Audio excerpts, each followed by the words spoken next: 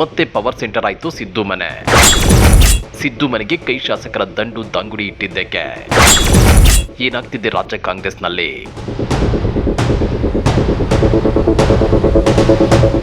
ರಾಜ್ಯದಲ್ಲಿ ಸಿದ್ದು ಸರ್ಕಾರ ಹೋಗಿ ಈಗ ಡಿಕೆಶಿ ಸರ್ಕಾರ ಬಂದಿದೆ. ಇನ್ಮೇಲೆ ಡಿಕೆಶಿನೇ king. Siddaramaiah almost sideline ಆಗಿದ್ದಾರೆ. ಹೀಗಿದ್ರು ಮೊನ್ನೆ ಸಿದ್ದರಾಮಯ್ಯನವರ ಮನೆಗೆ ಶಾಸಕರ ದಂಡು ದಂಗುಡಿ ಇಟ್ಟಿದೆ. ಆ ಮೂಲಕ ಮತ್ತೆ ಸಿದ್ದರಾಮಯ್ಯನವರ ಮನೆ ಪವರ್ ಸೆಂಟರ್ ಆಗಿ ಬದಲಾಗಿದೆ. ಹಾಗಾದ್ರೆ ರಾಜ್ಯ ಕಾಂಗ್ರೆಸ್ ನಲ್ಲಿ ಅಸಲಿಗೆ ಏನಾಗ್ತಿದೆ? ಶಾಸಕರು ತಂಡೋಪತಂಡವಾಗಿ ಸಿದ್ದರಾಮಯ್ಯನವರನ್ನ ಭೇಟಿಯಾಗುತ್ತಿರೋದಕ್ಕೆ ಗೊತ್ತಾ? ಆ ಕುರಿತ ಇನ್ಸೈಡ್ ಮಾಹಿತಿಯನ್ನ ಬಿಚ್ಚಿಡ್ತೇವೆ. ಆದ್ರೆ ಅದಕ್ಕಿಂತ ಮೊದಲು ಹಲೋ ಕನ್ನಡ ಯೂಟ್ಯೂಬ್ ಚಾನಲ್ ಅನ್ನ ಸಬ್ಸ್ಕ್ರೈಬ್ ಮಾಡ್ಕೊಳ್ಳಿ. ಹಾಗೇನೇ ಪಕ್ಕದಲ್ಲಿರೋ ಬೆಲ್ ಬಟನ್ ಅನ್ನು ಪ್ರೆಸ್ ಮಾಡಿ. ಸಿದ್ದರಾಮಯ್ಯ ರಾಜ್ಯ ರಾಜಕಾರಣದ ಮಾಸ್ ಲೀಡರ್, ನಿಷ್ಕಳಂಕ ನಾಯಕತ್ವ, ದಕ್ಷ ಆಡಳಿತ ಅಂತ ಬಂದ್ರೆ ಸಿದ್ದು ಮುಂದೆ ಯಾರು ಸರಿಸಾಟಿ ಅಲ್ಲ.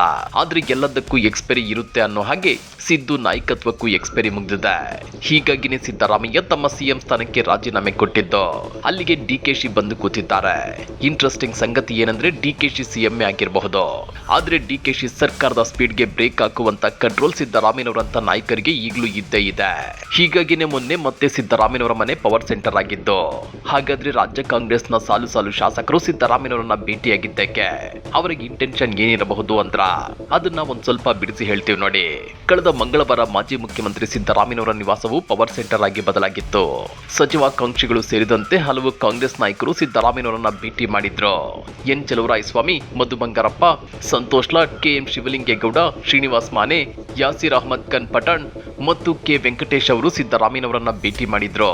ಇತ್ತ ಚಿಕ್ಕಬಳ್ಳಾಪುರ ಶಾಸಕ ಪ್ರದೀಪ್ ಈಶ್ವರ್ ಕೂಡ ಸಿದ್ದರಾಮಯ್ಯನವರನ್ನ ಭೇಟಿ ಮಾಡಿದ್ದಾರೆ. ಇದೇ ವೇಳೆ ಪ್ರದೀಪ್ ಈಶ್ವರ್ ತಮ್ಮ ಕ್ಷೇತ್ರದಲ್ಲಿ ನಡೆದ ಕೆಂಪೇಗೌಡ ಜಯಂತಿ ಕಾರ್ಯಕ್ರಮದಲ್ಲಿ ಕೆಲವು ಜೆಡಿಎಸ್ ಕಾರ್ಯಕರ್ತರು ಅವರ ಕಡೆ ಚಪ್ಪಲಿ ಎಸೆದಾಗ ಏನಾಯ್ತು ಅನ್ನೋದನ್ನ ವಿವರಿಸಿದ್ರು. ಸಿದ್ದರಾಮಯ್ಯನವರು ಗೃಹ ಸಚಿವ ಪ್ರಿಯಾಂಕ್ ಖರ್ಗೆ ಅವರಿಗೆ ಫೋನ್ ಕರೆ ಮಾಡಿ ಘಟನೆ ಬಗ್ಗೆ ಸೂಕ್ತ ತನಿಖೆ ನಡೆಸುವಂತೆ ಕೋರಿದ್ರು.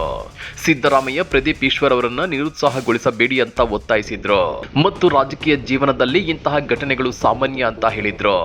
ಪೊಲೀಸರ ಉಪಸ್ಥಿತಿ ಹೊರತಾಗಿಯೂ ಆಡಳಿತ ಪಕ್ಷದ ಶಾಸಕರೊಬ್ಬರು ಇಂತಹ ಘಟನೆಯನ್ನು ಎದುರಿಸಬೇಕಾಯಿತು ಅಂತೇಳಿ ಮಾಜಿ ಸಿಎಂ ಸಿದ್ದರಾಮಯ್ಯ ವಿಷಾದಿಸಿದ್ರು. ಇದೇ ವೇಳೆ ಡಿಸಿಎಂ ಡಾಕ್ಟರ್ ಜಿ ಪರಮೇಶ್ವರ್ ಅವರು ಸಿದ್ದರಾಮಯ್ಯನವರನ್ನ ಭೇಟಿ ಮಾಡಿ ಮಾತುಕತೆ ನಡೆಸಿದ್ದಾರೆ. ಸಚಿವ ಸಂಪುಟ ವಿಸ್ತರಣೆ ಸಮಯದಲ್ಲಿ ತಮಗೂ ಮಂತ್ರಿ ಸ್ಥಾನ ಕೊಡಿಸುವಂತೆ ಆಕಾಂಕ್ಷಿಗಳು ಸಿದ್ದರಾಮಯ್ಯ ಅವರ ಬೆಂಬಲವನ್ನ ಕೋರುತ್ತಿದ್ದಾರೆ ಅಂತ ಹೇಳಲಾಗ್ತಿದೆ. ಮುಖ್ಯಮಂತ್ರಿ ಡಿಕೆ ಶಿವಕುಮಾರ್ ಅವರ ಸಂಪುಟ ವಿಸ್ತರಣೆಗಾಗಿ ಕಾಯುತ್ತಿದೆ. 34 ಸದಸ್ಯರ ಸಂಪುಟದಲ್ಲಿ 20 ಸ್ಥಾನಗಳು ಖಾಲಿ ಇವೆ. ಎಲ್ಲ ಅಂದುಕೊಂಡಂತೆ ಆದ್ರೆ ಈ ತಿಂಗಳಾಂತ್ಯದೊಳಗೆ ಈ ಎಲ್ಲಾ ಸ್ಥಾನಗಳು ಭರ್ತಿಯಾಗೋದು ಗ್ಯಾರಂಟಿ. ಈಗಾಗಲೇ ಸಿದ್ದು ಬಣದಲ್ಲಿ ಎಂಬಿ ಪಾಟೀಲ್, ಸತೀಶ್ ಜಾರಕಿಹೊಳಿ, ಕೆಜೆ ಜಾರ್ಜ್, ಪರಮೇಶ್ವರ್ ಮತ್ತು ಕೃಷ್ಣ ಬೈರೇಗೌಡ ಅವರಂತ ದಿಗ್ಗಜ ನಾಯಕರು ಡಿಕೆಶಿ ಸಂಪುಟ ಸೇರಿದ್ದಾರೆ. ಮುಂದಿನ ದಿನಗಳಲ್ಲಿ ಸಿದ್ದು ಆಪ್ತ ಬಣದ ನಾಯಕರಲ್ಲಿ ಕೆಲವು ಶಾಸಕರು ಸಂಪುಟ ಸೇರೋದು ಗ್ಯಾರಂಟಿ ಅನ್ನೋ ಮಾತುಗಳು ಕೇಳಿ ಬರ್ತಾ ಇವೆ. ಸದ್ಯ ಮಾಧ್ಯಮಗಳಲ್ಲಿ ಕೇಳಿ ಬರುತ್ತಿರೋ ಮಾತುಗಳ ಪ್ರಕಾರ ಸಿದ್ದರಾಮಯ್ಯನವರ ಪವರ್ ಕುಗ್ಗಿದೆ. ಹೈಕಮಾಂಡ್ ಮಟ್ಟದಲ್ಲಿ ಇನ್ಮೇಲೆ ಸಿದ್ದು ಮಾತು ನಡೆಯಲ್ಲ ಎನ್ನಲಾಗ್ತಿದೆ. ಆದ್ರೆ ಸಿದ್ದರಾಮಯ್ಯ ಮನಸ್ಸು ಮಾಡಿದ್ರೆ ಏನ್ ಬೇಕಾದ್ರೂ ಆಗುತ್ತೆ ಅನ್ನೋ ರಾಜಕೀಯ ವಿಶ್ಲೇಷಣೆಗಳು ಇವೆ. ಈ ಬಗ್ಗೆ ನೀವೇನಂತೀರಾ? ಕಮೆಂಟ್ ಮಾಡಿ, ವಿಡಿಯೋ ಲೈಕ್ ಮಾಡಿ, ಶೇರ್ ಮಾಡಿ. ಇಂಥ ಮತ್ತಷ್ಟು ರೋಚಕ ರಾಜಕೀಯ ಸುದ್ದಿಗಳನ್ನ ಮಿಸ್ ಮಾಡದೆ ನೋಡಬೇಕು ಅಂದ್ರೆ ಹಲೋ ಕನ್ನಡ ಯೂಟ್ಯೂಬ್ ಚಾನಲ್ ಅನ್ನ ಸಬ್ಸ್ಕ್ರೈಬ್ ಮಾಡ್ಕೊಳ್ಳಿ.